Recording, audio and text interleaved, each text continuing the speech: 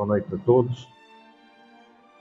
É muito bom estarmos aqui reunidos, nessa casa carinhosamente preparada para mais um estudo do Evangelho. O tema do Evangelho da noite é o capítulo 12 do Evangelho segundo o Espiritismo: Amai os vossos inimigos, dos itens 9 a 16, que vão nos falar de vingança, ódio e duelo. Amar os inimigos é um mandamento que foge ao bom senso, ao senso comum, principalmente daqueles incrédulos, daqueles que só acreditam na vida presente. Então, ter um inimigo é muito difícil.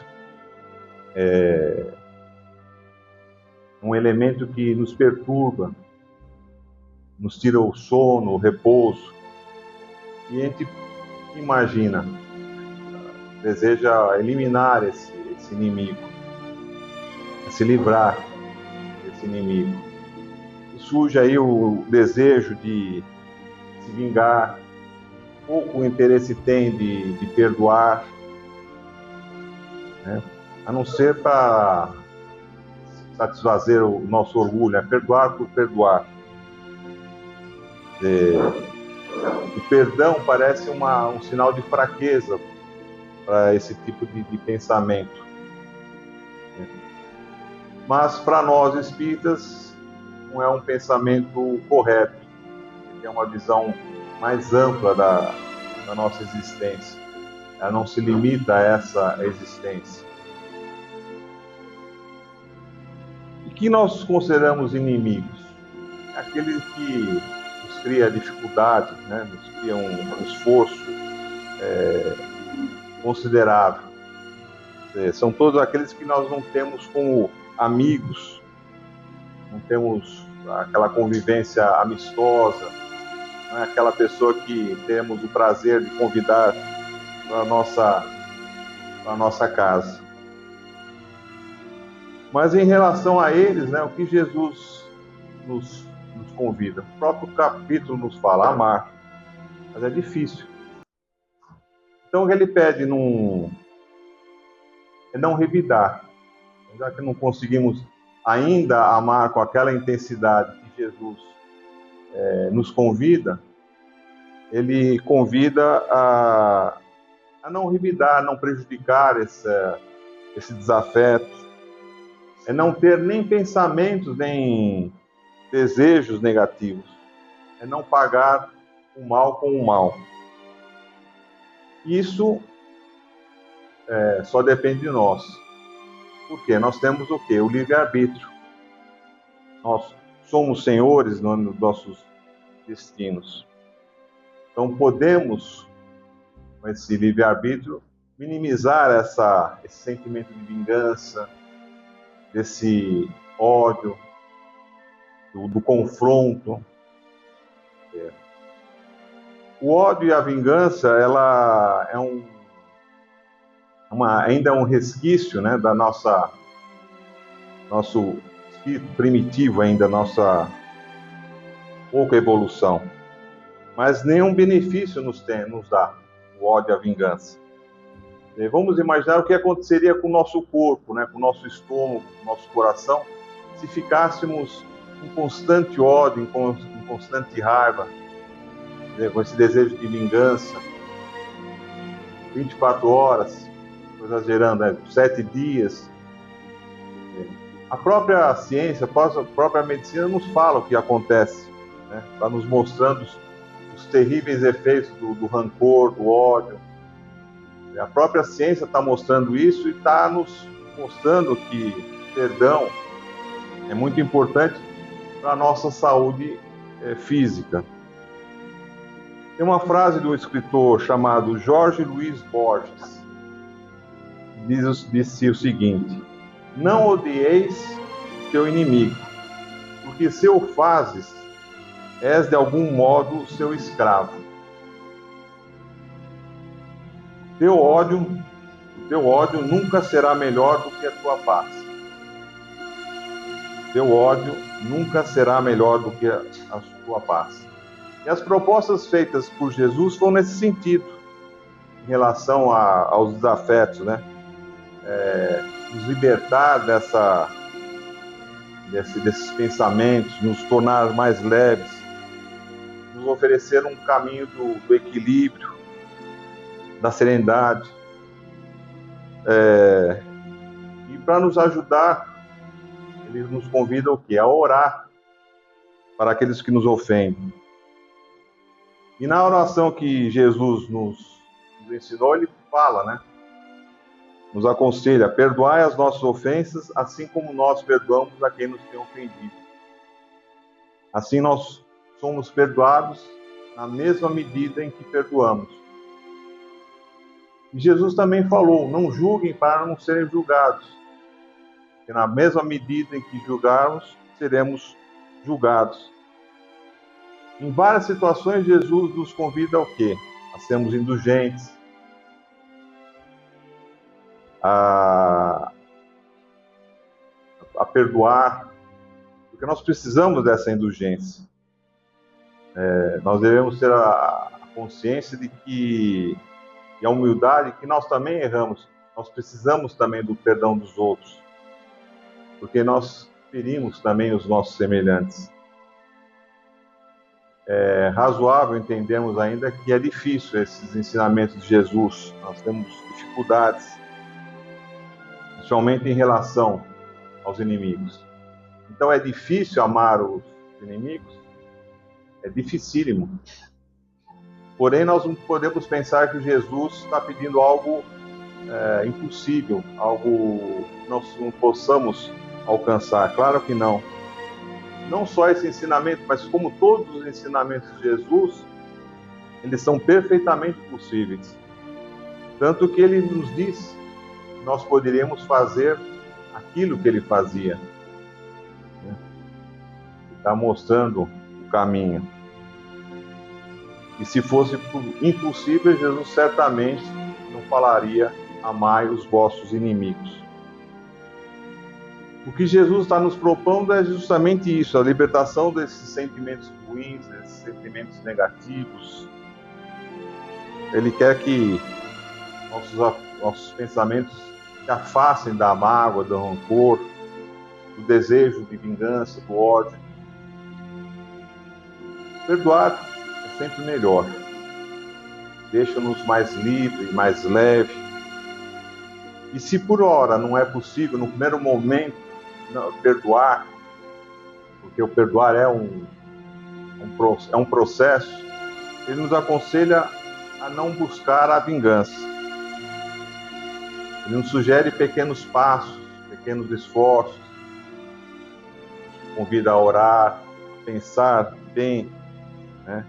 Fazer exercícios de tolerância, de indulgência. É nesse exercício que a gente vai começando a aprender, né, o perdão.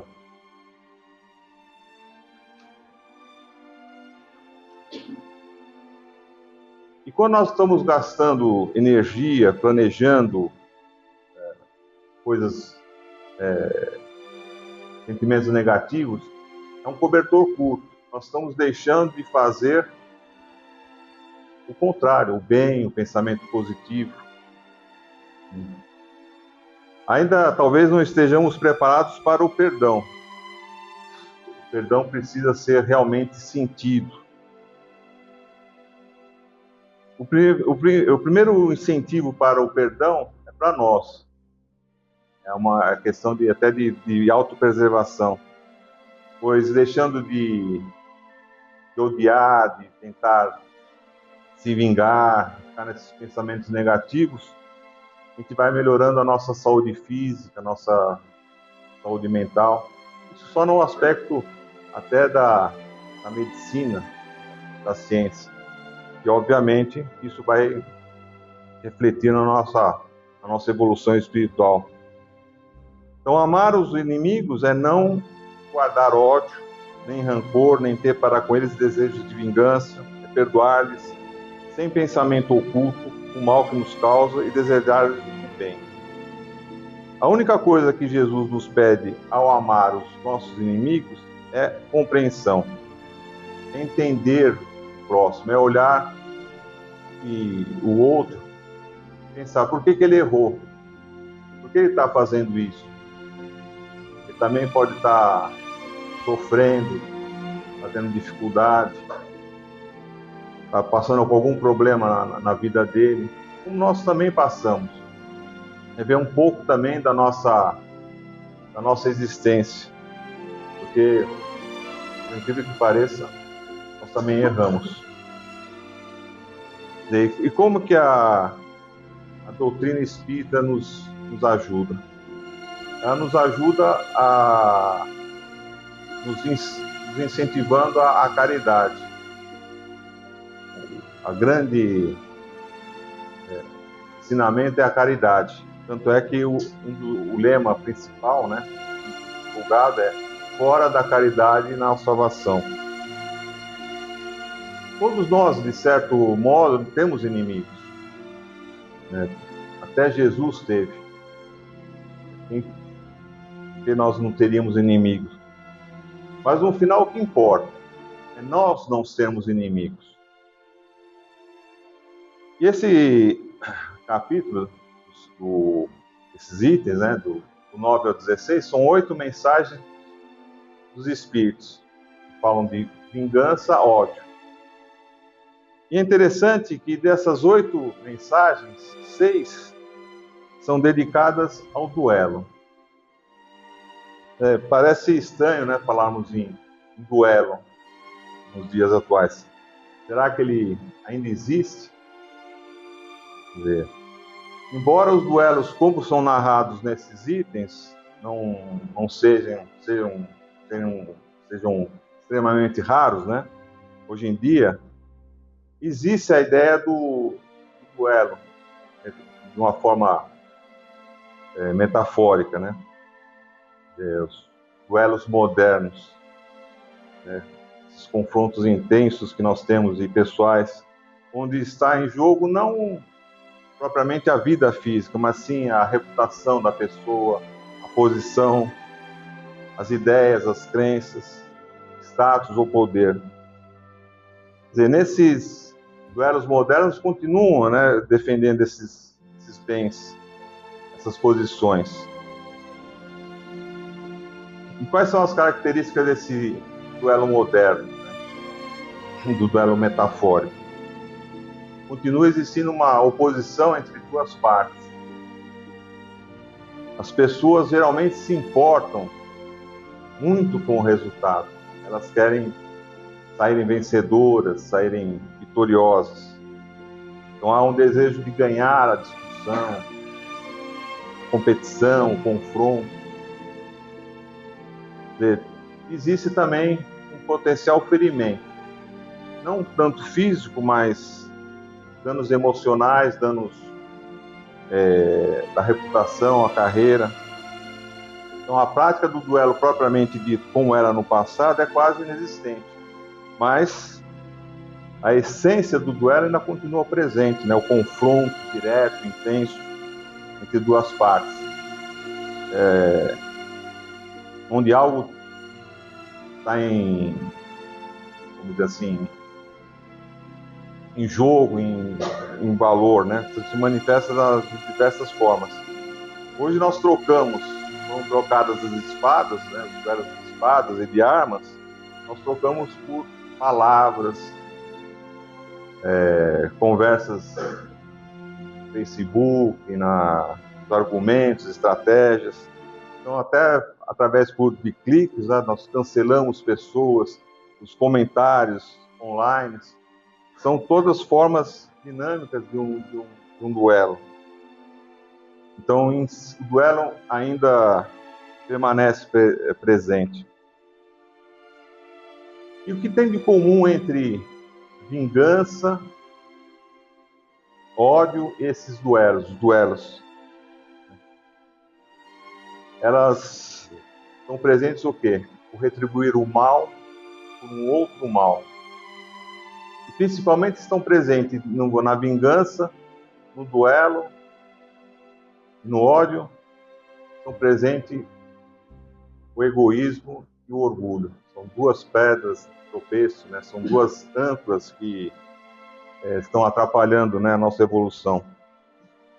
E seria muito prático, né, se em cinco situações a gente evitasse, né, o duelo.